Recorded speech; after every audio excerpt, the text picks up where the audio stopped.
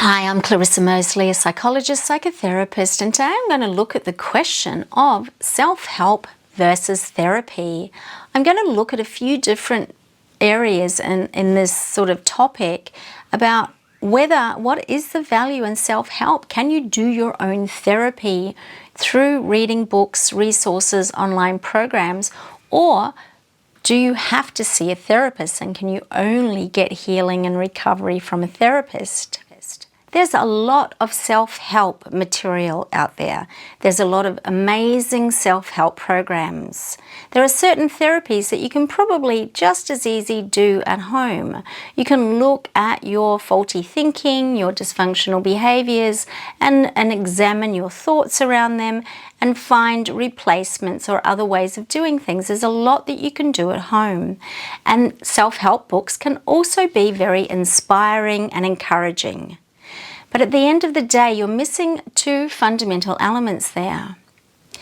In a self-help book, you're listening to somebody else's story and somebody else preaching from the choir saying, I have recovered in this way. I have healed myself in this way. This worked for me. And now I'm going to make good of it by telling you that maybe it will work for you. And maybe it will. But how do you know? How do you know that that is even your problem? How do you know that what worked for that person is going to work for you? Look, it's better than nothing, but it may not be on point. The other thing is the element of another human. Other people, particularly trained professional people, but also very good friends or family, older, wiser people, are better at seeing the things in us that we can't see. Our blind spots, our shadows, the things that we might be missing. And there is that element of human connection. You were wounded in a relationship, you can be healed in a relationship. A proper, healing, caring relationship that is designed to heal you. Not necessarily a romantic relationship, although I'm not saying that doesn't happen. And the reason why it may not happen that you get healed in a romantic relationship is because the other person is bringing all of their wounding, baggage, and unhealed parts into that relationship too. And unless their intention is healing and they are very much on the journey of healing themselves, it can be a bad mix. Let's just put it that way. Because if your expectation is that this love from this person is going to heal you, you are putting a lot of responsibility onto that other person if they themselves have got a lot of unfinished business and work to do on themselves. Their unmet needs are going to eventually come out and play up against yours. If, however, they are some form of really well-healed and resolved person that is in the relationship to look after you and your needs and never wants anything back, then it might work. And certainly the experience of being loved is healing within itself. So I don't want to discount that. But the relationship that heals is pointing towards the therapeutic relationship or a mentoring relationship. It doesn't necessarily have to be a therapist. So self-therapy should always be done alongside any form of professional therapy or program that you're engaged in. You might have read every single self-help book on the shelves.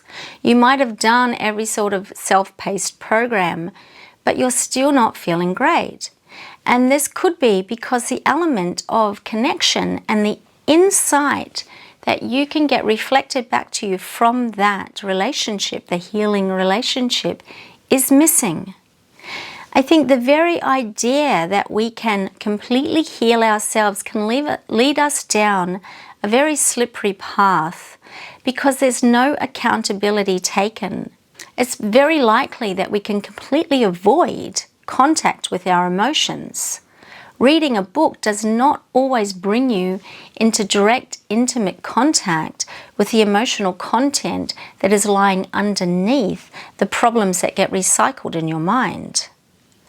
Ideally, a skilled therapist can help you focus in on those and hold space, hold you there, hold you accountable to actually look at the repeating behaviors, your part in them, Can you take responsibility for you being the common denominator of all the problems in your life without spiraling into crippling self-shame and blame? That's where having a holding, healing relationship can help.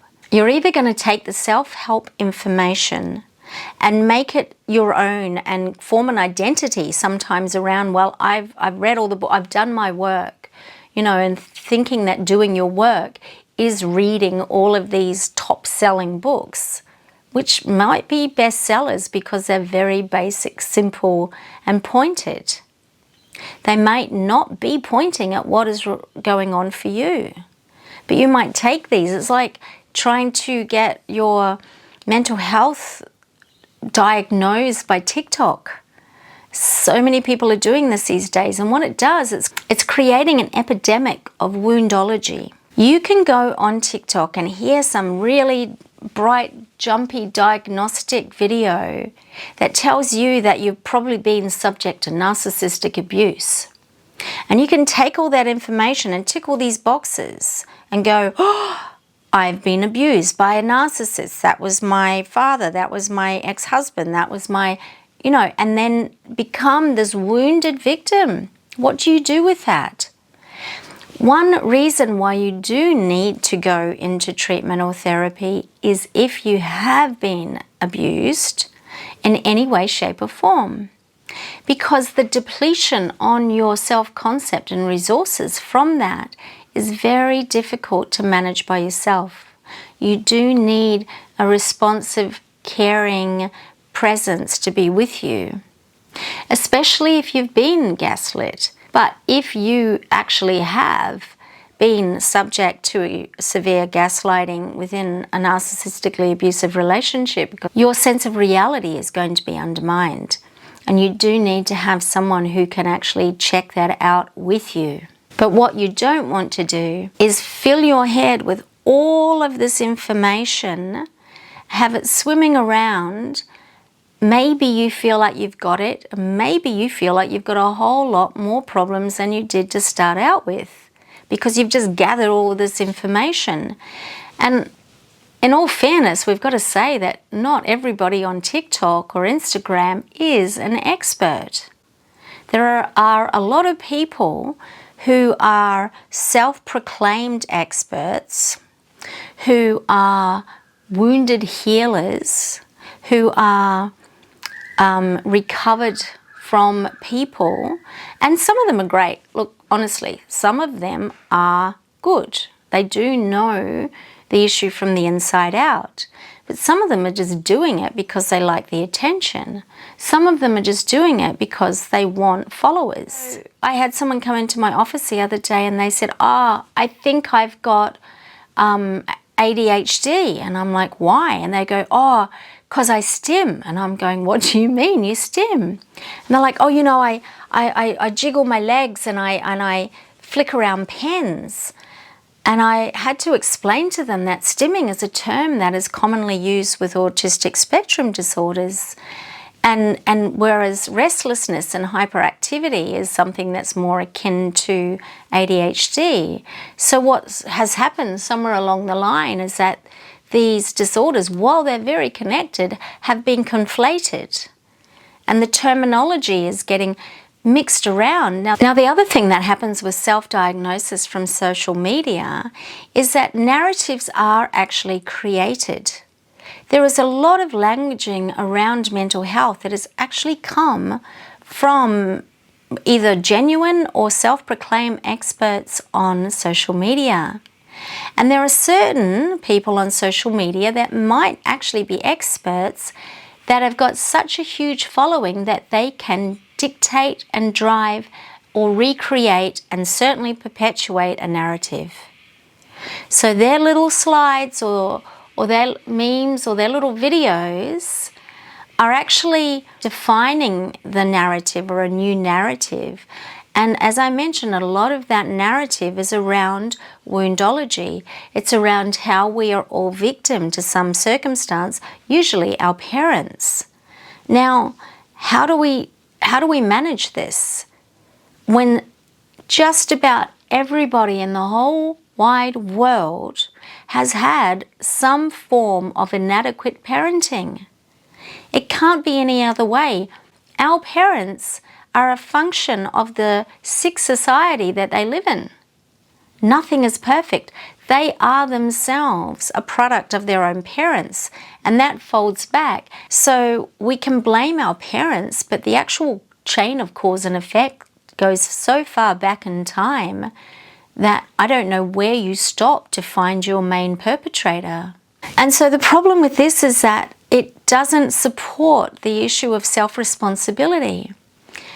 Yes, some people, many people, have been wounded, damaged, distorted by their parents. None of us got everything that we needed because nothing is perfect. I work with people that there is no doubt that their parents or parent have done a lot of damage. In fact, pretty much all of us are wounded by other humans. You know, we are not at risk of animal predators. Other people are the predators. And other people are the carers, and other people are the people that love us and give us our sense of who we are. But if we are stuck at the point where we are developing a strong identity around our wounding as a result of our parents' insufficiencies, then we're done. Where do we go from there? At some point, when enough healing has been done, when you've actually looked at the points in time where the insufficiencies were, where the damage was, where the trauma was, at some point you've got to actually go, okay, well, I'm responsible for this now. I'm responsible for this, the effect of this on others around me, on my own children. And it can be overwhelming at first, but it also can be very empowering.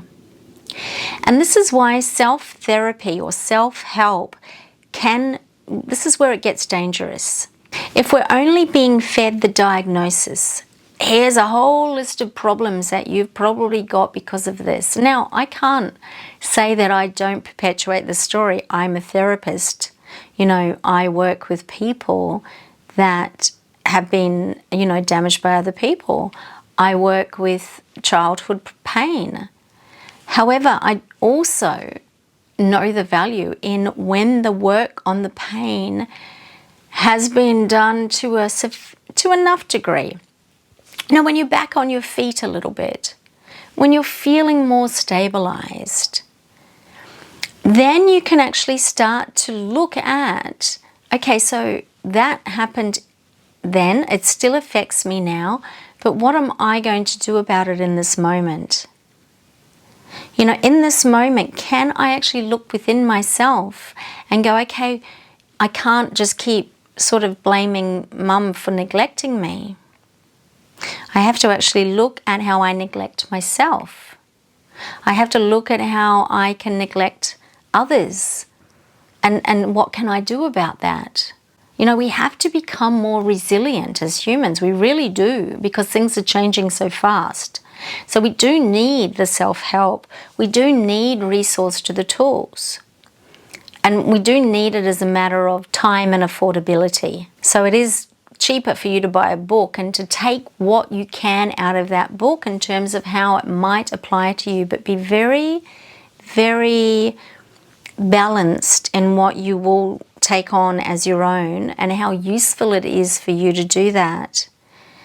Or what you are going to go, maybe that applies. I'm going to hold that with a curiosity and not just sort of gobble it in and swim in the sea of wounded others. We have to be very wary of confirmation bias when we are trying to do our own diagnosis or understand our problems. If we've got something that's real for us, or if it's real for our feed on our social media, like this is what you look at, you're going to get more of.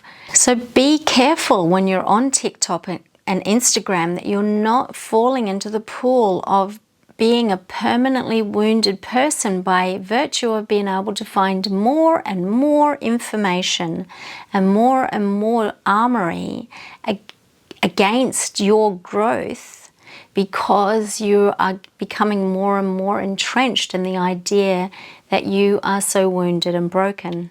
Be aware that there needs to be a point in time where you start to accept responsibility in the here and now. For while it might be true that you had no control over what happened to you when you were younger, and that it did shape you, no doubt about it, we are a result of our conditioning. But at some point in our adult lives, we need to do the healing, and that is part of taking responsibility for ourselves. It's like, okay, I'm me. I need to take care of me in this world and the stuff that I have inherited, right? And I want to heal it, and I want to take responsibility for it, and I want to stop blaming and projecting. The other reason why it is necessary at some point that you do see a therapist, and maybe not the same one. Some people go to a therapist for a couple of years and then they're like, okay, I feel like I've done enough of the journey, as much as I can, and I need fresh eyes, and I need another perspective. So, you know, when the student's ready, the teacher appears, and the lessons change throughout your life.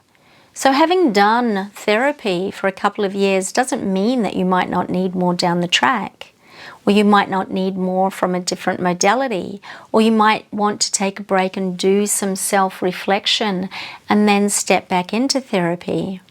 Because it's only through another person who is very neutral that you can come into awareness of your shadows and your blind spots.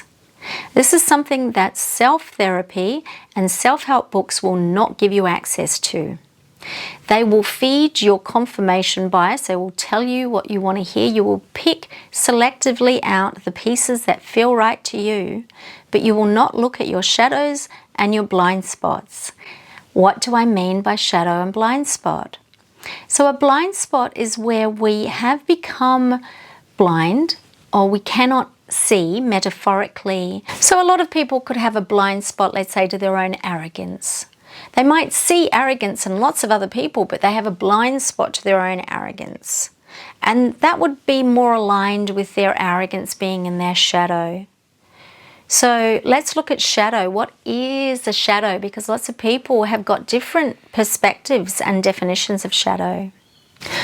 So a shadow is the you that you can't see. It's a part of you that's been disowned, that's been pushed out of awareness.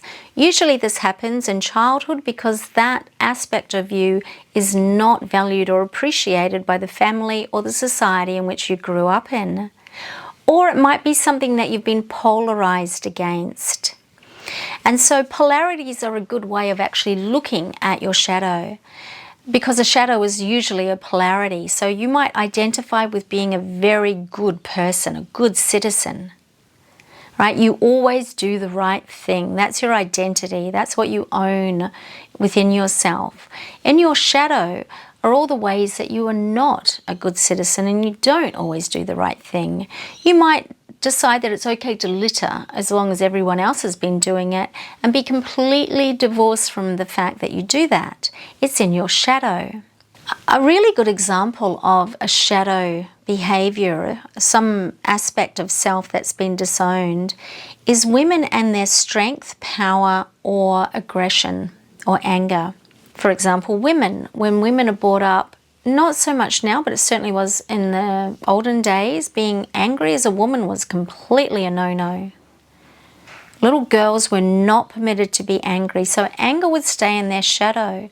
And maybe they learned how to express their upset through crying.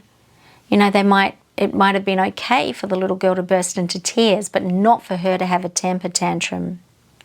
And so her anger remains in her shadow. But as she grows up into an adult, she needs that. She needs that anger. It's a vital force. Everybody, it's one of the basic emotions. Everybody has anger. We need it. We need it to aggress against something. We need it for defensiveness.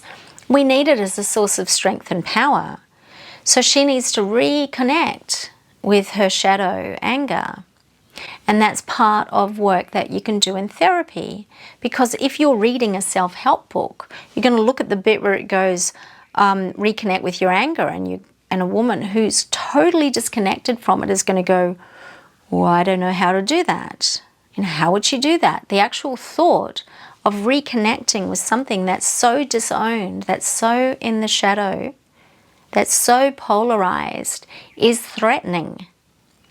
And so those sorts of things can't very well be dealt with in the context of self-therapy or self-help, because you're simply not going to go to those places that are really uncomfortable.